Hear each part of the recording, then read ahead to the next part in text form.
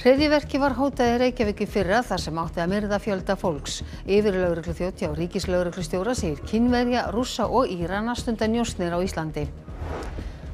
Evrópa þarf að vera búin undir hvaða atburðarás sem segir Frakklandsforseti. Leiðtogar 30 ríkja funduðu í París í dag öryggi Úkraínu en ekki einhugur að senda evrópskt herlið þangað. Sjávarútvegssveitarfélög óttast samdrátt fækkun starfa og minni fjárfestingu verði stórhækkað veiðigjald samþykkt. Greiningu á áhrifum vanti í samfélögum þar sem útgerðir eru burðarás. Silja Bára R. Ómarsdóttir, prófessor í alþjóðasamskiptum, verður næsti rektor Háskóla Íslands. Hún bar sigurorð á Magnúsi Karli Magnússyni með rétt rúmlega 50% atkvæða. Flug báðar flugbrautir Reykjavíkurflugvallar nú heimilt eftir 7 vikna lokun annarar þeirra. Skógi vaxnar spildur í Öskjuhlíð eru nú nær lausar við tré.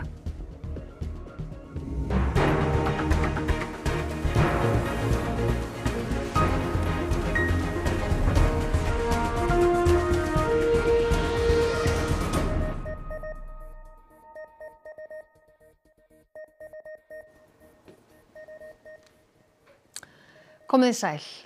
Fjöldamorði var hótað í Reykjavík í fyrra. Slíkar hótanir eru liður í njósnastarfsemi að mati yfirlögregluþjóns. Með auknu alþjóðasamstarfi séu meiri líkur á að Ísland verði skotspónn. Rússnesk stjórnvöld reyna markvisst að rýra tiltrú almennings á stjórnvöldum í löndum sem þeir telja sér ekki hliðholl að sögn yfirlögregluþjóns og öryggis- og greiningarsviði ríkislögreglustjóra.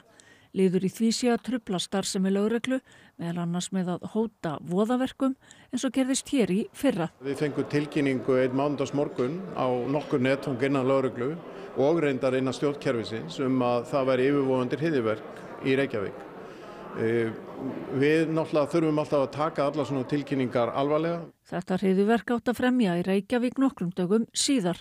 Strax var haft samband við alþjóðastofnanir og í ljós kom að hótunin kom frá Rúmeníu, var með rússneskan uppruna og ekki metin trúverðug. Við erum að nefna þetta hérna bara sem dæmi svona fjölmörg atriði sem verið að nota gagnvart stjórnvöldum í þessari sérstöku stöðu í öryggismálum í Evrópu.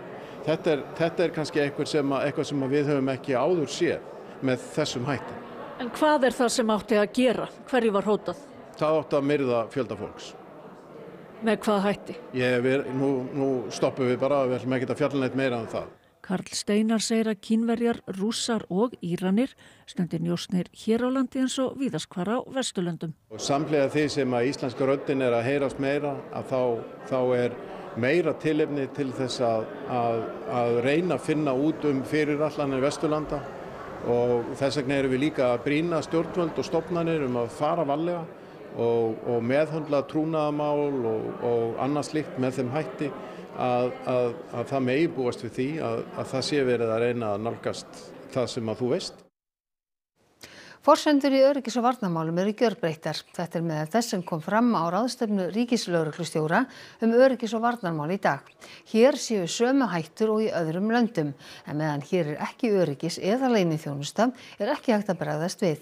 Þar kom fram að Íslendingar hafi lengi veigrað sér við að ræða varnarmál og dómsmálaráðherra boðar varnarmálafrumvarp á haustdögum. Ríkislögreglustjóri segir að núverandi lög heimili ekki að kveða almenning til hernaðarlegra verkefna, en það geti breyst með nýrri varnar- og öryggistefnu. Við erum ekki að tala að búa til her á grundvelli almannavarnalaga eða á grundvelli lögreglulaga. En þetta eitthvað sem þyrfti að skýra eitthvað nánar svona við vísum til þessar breyttu heimsmyndar? Það náttúrulega verið að vinna að varnar- og öryggistefnu fyrir Ísland og það sem við erum kannski að segja það að það sé þá líka skoðað hvaða heimildir eru fyrir hendi nú þegar. Þurfum við íslenska leyniþjónustu? Það ástæða fyrir því að það leyniþjónusta, að það í öllum lýðræðisríkjum. Við stöndum bara frammi fyrir því að við erum ekki í stríði Evrópa í heild þó að hluti séu það vissulega, en við heldur ekki friður. Við erum á gráa svæðinu þarna á milli og okkar reynsla í löggæslunni svo að það sem að gerast erlendis og sérstaklega í nágrannaríkjunum okkar, líka að gerast hér. Erlingur Erlingsson, hernaðarsagnfræðingur, kemur eitthvað á óvart af þessu? Nei, í raun og veru ekki.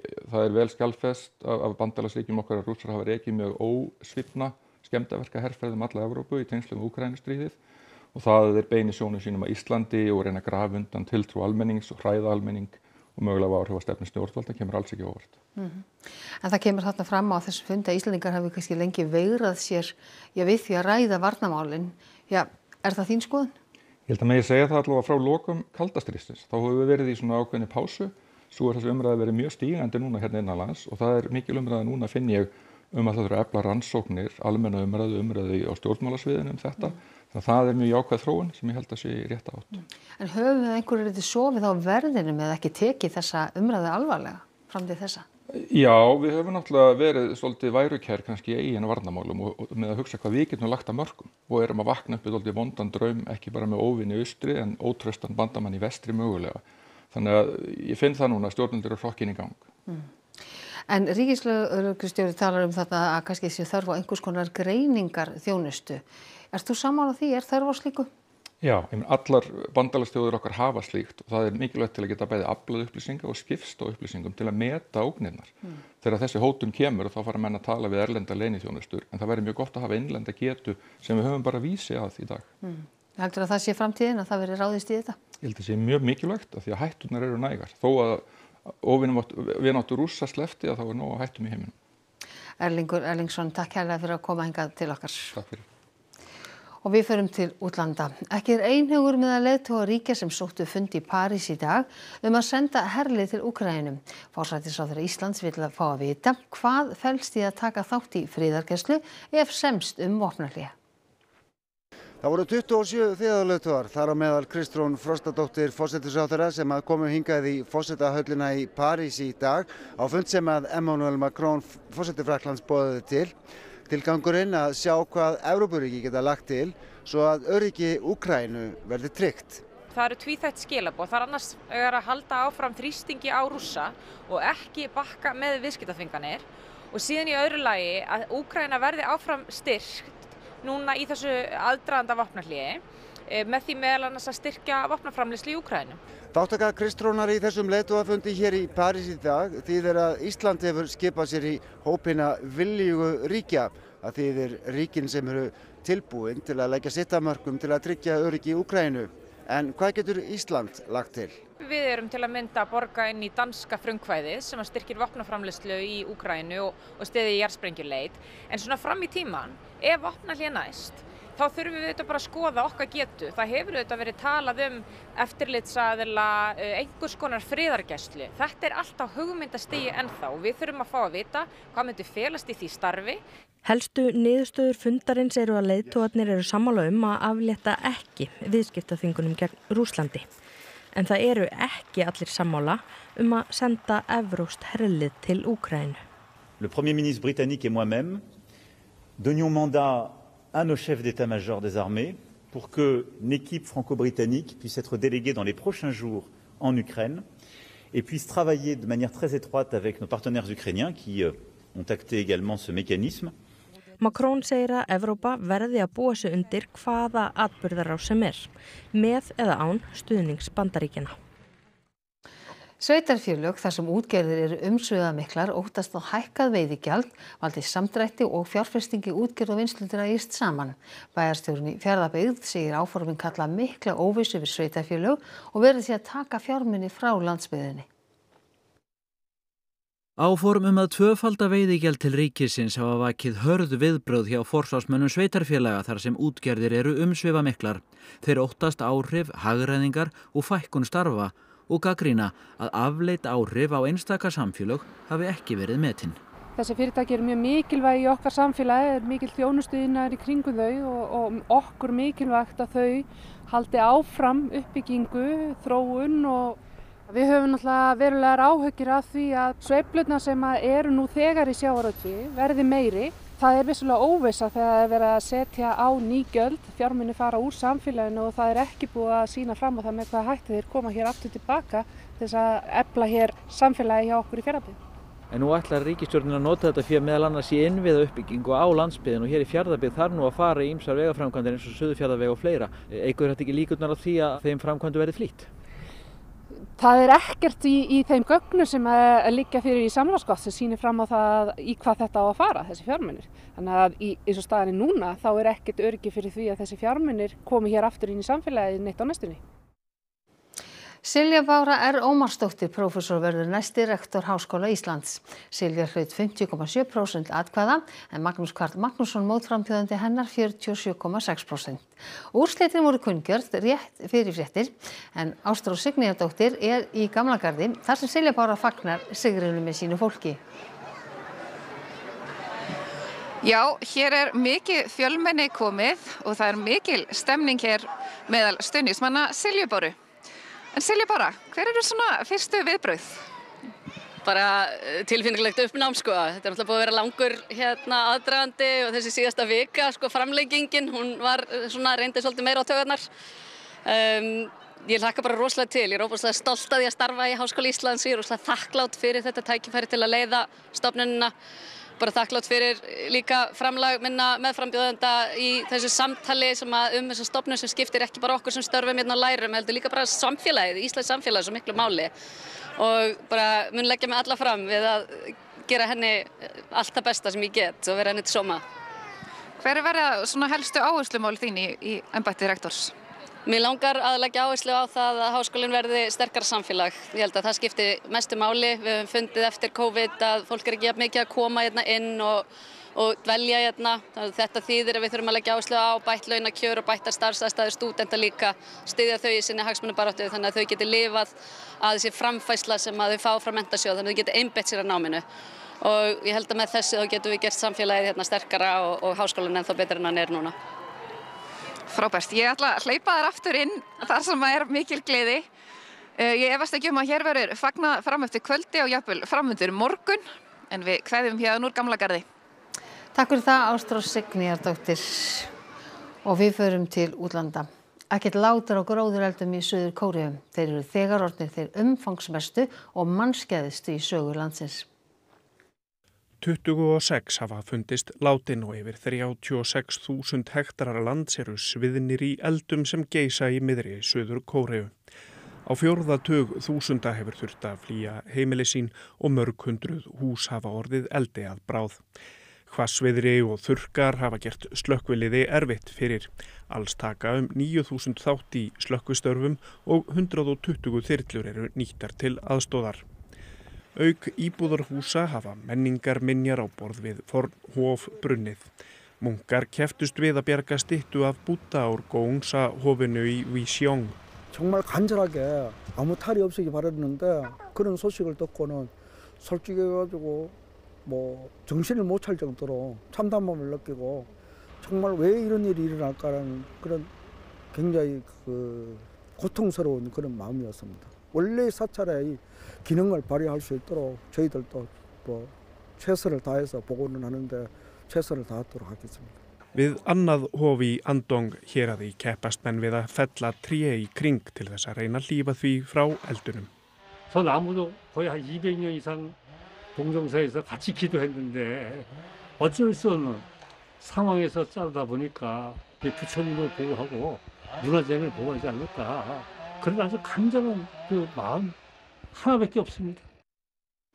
9 leikskólar í Reykjavík glíma við manneklu til lengri tíma. Skrifstofustjóri skóla- og frístundasviðs segir innleiðingu styttingar vinnuvikunnar mestu áskorunina.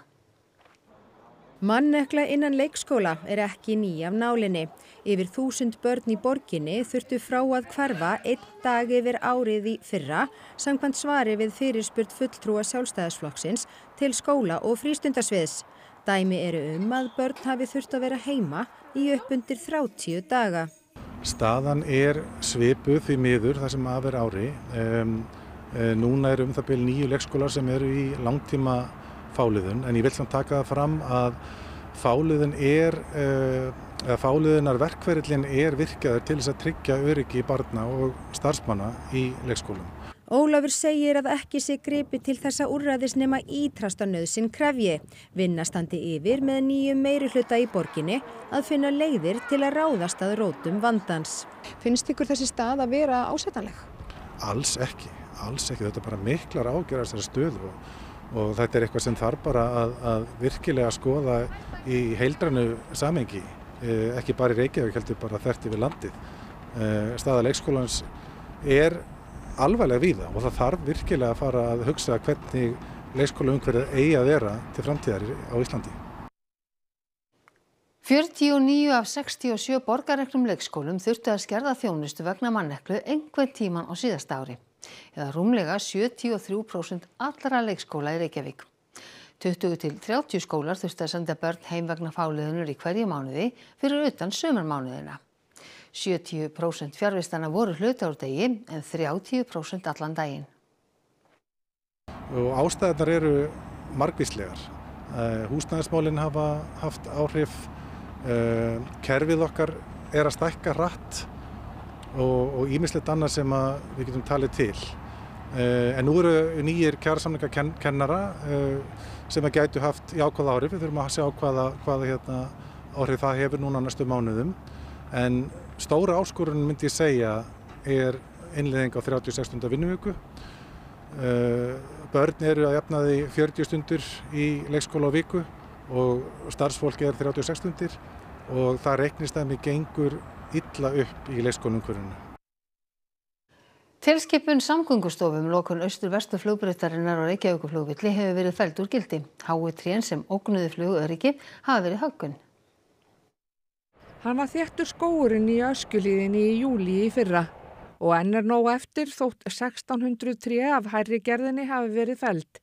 Aðfaranótt 8. febrúar var austur-vestur flugbrautinni lokað að kröfu Samgöngustofu til þess að tryggja flugöryggi. Aðflugs- og flugtakshornið á flugbrautinni var talið hættulegt. Byrjað var að fella hæstu trén 11. febrúar og notaðar til þess keðjusægir en svo tók við afkastameiri vélbúnaður. Sjúkraflug var leyft flugbrautina 27. febrúar. Nú stór spilda í Öskjuhlíðinni laus við trén og óhindrað útsýni að austur-vesturbrautinni úr drónamyndavél. Trjálaus beltin á langleiðina að Fossvogskirkjugarði. Öskjuhlíð gæti orðið enn betri útivistarstaður en áður. Borgin stefnir að endurhönnun. Nú mesta skógarhöggja höfuðborgarsvæðinu að minnsta kosti í seinni tíð lokið og aðeins frágangur eftir og þá ætti ekkert að vera til fyrirstöðu að hvaða flugvél sem fljúi hér yfir Öskjuhlíðina. Trjábólastæðurnar eru myndarlegar og minna kannski frekar á finnskt skógarhögg eða austfirska skóga. Trjábólirnir verða fluttir á brott og þá töluverð vinna eftir því enn sægur eftir af trjágreinum út allt. Stórar og smáar vinnuvélar eru notaðar til að safna þeim saman svo það nýtist í eitthvað skynsamlegt. Og í kvöld ráðast úrslitin í Gettu betur. Bein útsending frá keppninni í Háskólabíói hefst strax að loknum fréttum, íþróttum og kastljósi. Og þar Helga Margrét Höskuldsdóttir, einn dómara og spurningahöfunda. Helga Margrét, ekki spennan að magnast?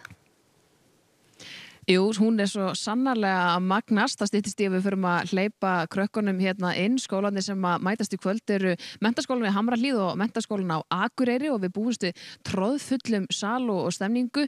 MH ríkjandi handhafi hljóðnumanns unnu þessa keppni í fyrra en það orðið aðeins lengra síðan að MH vann. Þau unnu síðast 2006 og hjá mér eru tveir keppendur í liðum kvöldsins, Atli og Árni. Já, Atli, ég ætla að byrja á þér. Þú varst í úrslitum í fyrra. Öðruvísi að koma aftur? Já, bara staðsetningin sko, það bara Háskólabíó, senast var þetta í Stúdíó A og bara það verður frábært að gera þetta fyrir framan fleira fólk. Er pressa að vinna aftur? Það bara við ætlum að gera okkar besta en það væri næs að jafna Emma og Kvennó í tillum. Akkurat, Árni, orðið svolítið síðan að Emma var í úrslitum, hvernig stemningin í skólanum hjá okkur? Bara mjög góð, það bara allir eru mjög peppar fyrir keppni og við erum að mæta með alvöru lið, suður. En þið sjálfi í liðinu eitthvað stress? Ekki enn, við sjá til eftir svona. Það geti farið að tekka inn stressið eins og Jóhanna kom inn á, þá förum við í lofti hér að loknum íþróttum, veðri og kastljósi, viljið alls ekki missa því. Klukkan 20:05, Helga Margrét, takk kærlega fyrir þetta. Og Guðrún Sóley, hvað ætlið þið að bjóða áður í kastljósi kvöldsins? Við ætlum að ræða öryggis- og varnarmál Íslands við ríkislögreglustjóra. Eins og framkom hér í fréttum þá hélt embættið ráðstefnu í dag þau mál þar sem framkom að sífellt aukin ógn steðji að Íslendingum vegna stríðsreksturs, skipulagðrar glæpastarfsemi og njósna og verulega þurfa að herða varnir vegna þess. Síðan ætlum við alveg að skipta gír og fylgjast með fjölskyldu sem lagðist í stífa menningarneyslu í eina viku og ætlar að deila þeirri reynslu með okkur. Við missum ekki því, Guðrún Sóley, takk fyrir þetta. Og við ætlum að líta til veðurs. Það er austan og norðaustan 5 til 13 metrar á sekúndu á morgun. Dálítil él norðanlands fram eftir degi, en það fer að snjóa allvíða á Suðurlandi síðdegis. Það skýjað með köflum og yfirleitt þurrt á vestur- og austurlandi. Frost víðast 0 til 5 stig, en það verður nánar fjallað veðrið að loknum íþróttafréttum. Í dag var dregið í riðla Evrópumóts karla í körfubolta sem hefst í ágúst. Ísland mætir þar 2 risastjörnum. Ástæðan fyrir akkur út að reyna að koma þér á Eurobasket, það er að reyna að koma þér á þann stall og sért að fara að spila móti mönnum sem spila á hæsta leveli í körfubolta. Og konur þurfa að sanna kyn sitt ætti þær sér að keppa í kvennaflokki, samkvæmt nýrri reglugerð Alþjóða frjálsíþróttasambandsins. Það er verið að útiloka þarna jafnvel stóran hóp af íþróttakonum. Þetta getur valdið bara miklum skaða. Áður en við kveðjum ykkur þá ætlum við að rifja upp helstu atriði þessa fréttatíma. Hryðjuverki var hótað í Reykjavík í fyrra þar sem átti að myrða fjölda fólks. Hernaðarsérfræðingur segir að Íslendingar vakni nú upp við vondan draum eftir að hafa verið værukærir í varnarmálum síðustu áratugi. Evrópa þarf að vera búin undir hvaða atburðarás sem segir Frakklandsforseti. Leiðtogar 30 ríkja funduðu í París í dag öryggi Úkraínu en ekki er einhugur að senda evrópskt herlið þangað. Sjávarútvegssveitarfélög óttast samdrátt, fækkun starfa og minni fjárfestingu verði stórhækkað veiðigjald samþykkt. Greiningu á áhrifum vanti í samfélögum þar sem útgerðir eru burðarás. Silja Bára R. Ómarsdóttir, prófessor í alþjóðasamskiptum, verður næsti rektor Háskóla Íslands.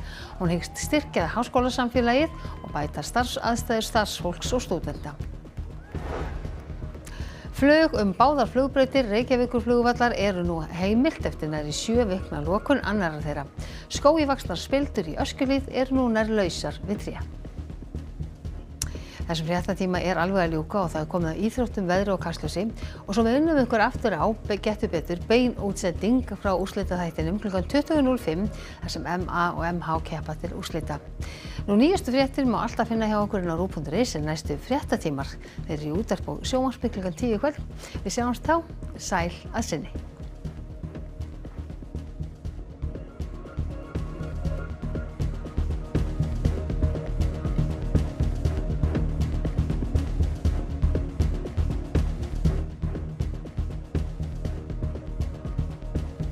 Á RÚV í kvöld. Gettu betur, spurningakeppni framhaldsskólanna, úrslitaþáttur. Það tengist alveg inn á þjóðarsálina, þetta er búin að vera svona vögguvísa hjá fólki og... Já, heldur betur. Fíla lag. Snorri Helgason og Bergur Ebbi fjalla íslensk dægurlög og setja þau í samhengi við tísku og tíðaranda. Þögnin rofin, úkraínsk spennuþáttaröð. Þegar 3 ungar stúlkur finnast látnar með stuttu millibili í